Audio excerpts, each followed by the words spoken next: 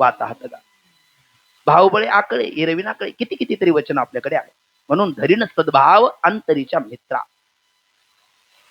मग त्यांच्याबद्दल सद्भाव धरणं म्हणजे त्यांच्याबद्दल दृढ विश्वास धरणं, श्रद्धा धरणं करणं. श्रद्धावान लभते ज्ञानम तत्परासेतेंद्रिया ज्ञानम लब्ध्वा पराम शांती मचिरेणा नचिरेणाधिगच्छति.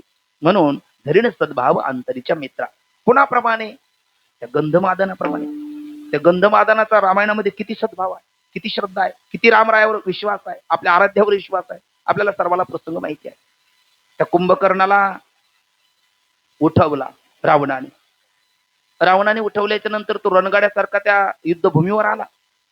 आणि आल्याच्या नंतर तो कुंभकर्ण कितीतरी 20-20, 30-30 किती जेवढी हातात बसतील ते, म्हणजे त्या कुंभकर्णाच्या समोर ते माकडं म्हणजे मुंग्या, फार झालं तर चिमण्या, त्याचा हात केवढा, ते पकडायचं आणि स्वाहा करायचं. प्रभू रामचंद्राला ते बिभीषण म्हणतात, देवा लवकर काहीतरी करा, नाही तर नाष्ट्यवादी तुमची 18 पद्म वानर हा संपून टाकेल. म्हटले हा हा पहिल्यापासून असाच आहे. मग काय करायचं? देव पाहतात, देवाने प्रत्येच्या खेसली बाण सोडणार, तेवढ्यामध्ये तो थांबला. तो इकडे तिकडे बघायला लागला. त्याला वाटलं ही युद्धभूमी आहे, जाई जुई चंपा चमेली मोगरा असे कुठले फुलं नाही, आणि दिव्य असा सुगंध येतो. कशात येतो? आता थोडासा तो राक्षसच असल्यामुळे त्याचं काही लवकर ट्यूब पेटली नाही, पण नंतर त्याला वाटलं याच्यातून येतो की काय. त्याने बघितलं ते 20-25 माकडं त्यातलाच येतो.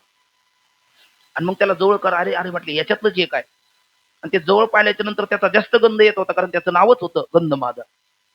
आणि त्यांनी सगळी टाकली आणि त्याला असं चिमटीत पकडलं आणि विचारलं वाटेजीवर नाही. कोणाला? त्या गंधमादनला. गंधमादन म्हटलं मूर्ख आहेस तू. कोणाला? कुंभकर्णाला. अरे माझा गंध घेतो आणि मला पुन्हा नाव विचारतो, किती वेळा तू.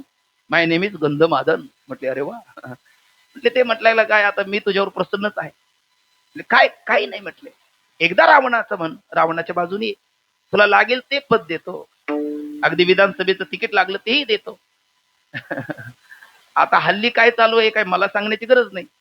बरं मी जास्त सांगितलं तर मला त्यातलं माहिती नाही फारसं. बरं मी असं सांगू काही नाही, तुम्ही त्यातले मास्टर आहात, त्यामुळे मी कशाला सांगू. ते म्हणायला लागलं, फक्त ते कुंभकर्ण म्हणायला लागला, ते गंधमादन म्हणायला लागला, पदा करता पक्ष बदलणार त्यातले आम्ही नाही, ते कलियुगात येतील, हे त्रेतायुग आहे.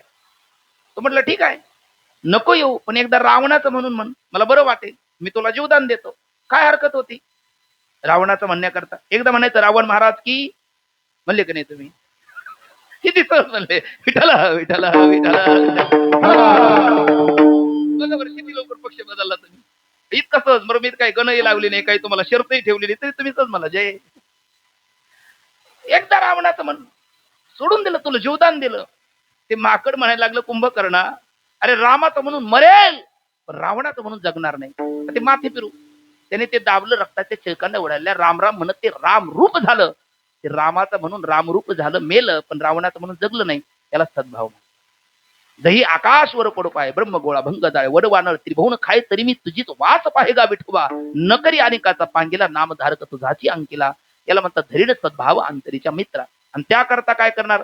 हा दंभ आहे ना, हित व्हावे तरी दंभ दुरी ठेवा, चित्त शुद्धी सेवा देवाची. तुमकुण्या दंभमान तुका करीतो कीर्तन. म्हणून दंभ संसारा चांदीन कुपात्रा. संसार शब्दाचा अर्थ एक नरदेहच आहे. नरदेहाचं जे तादात्म्य आहे, जे भक्तीच्या आड येणार आहे, ते मी बाजूला सारून टाकेल.